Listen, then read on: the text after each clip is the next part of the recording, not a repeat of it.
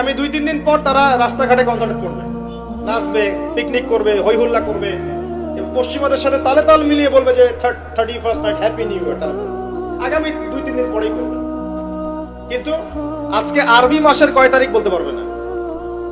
আরবি বর্ষপঞ্জি আছে না, ক্যালেন্ডার, আরবি নববর্ষ কবে, প্রথম মাসটার নাম কি সেটা বলতে পারবে না। রমজান মাস তার আগে কোন মাস, পরে কোন মাস বলতে পারবে না। কিন্তু 31st নাইট তারা চিনে। তারা লাইলাতুল কদর চিনে না, তারা লাইলাতুল কদর চিনে না, 31st নাইট চিনে। আপনি কোন প্রজন্ম তৈরি করছেন? এখানে প্রসঙ্গ যেহেতু এসেই গেল, বলে দিই এই কথাটা, পরে বলে যাব যে খ্রিস্টপূর্ব প্রায় 46 সালের দিকে এক ব্যক্তি ছিল, তার নাম ছিল জুলিয়াস সিজার। কি নাম?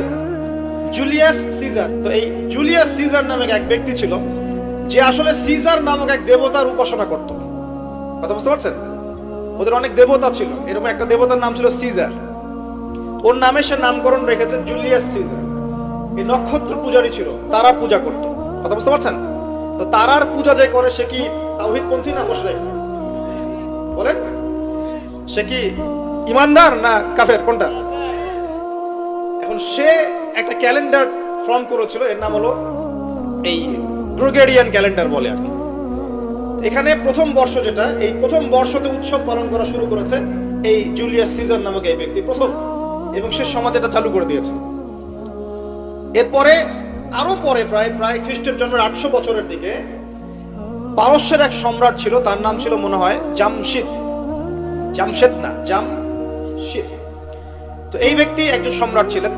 তো সে আবার এরকম বর্ষ বরণের জন্য একটা মানে উৎসবের আয়োজন করে, তার নাম দিয়েছিল নওরোজ। কি নাম দিয়েছে? নওরোজ, মানে বর্ষ বরণ উৎসব। এভাবে এই পারস্য উপমহাদেশে পুরো জায়গাটায় এই নববর্ষ পালনের সংস্কৃতি চলে আসে। এগুলো হতে হতে হতে আজকে যে দেখছেন আপনি 31st নাইট, এই যে গ্রেগরিয়ান ক্যালেন্ডার যেটা,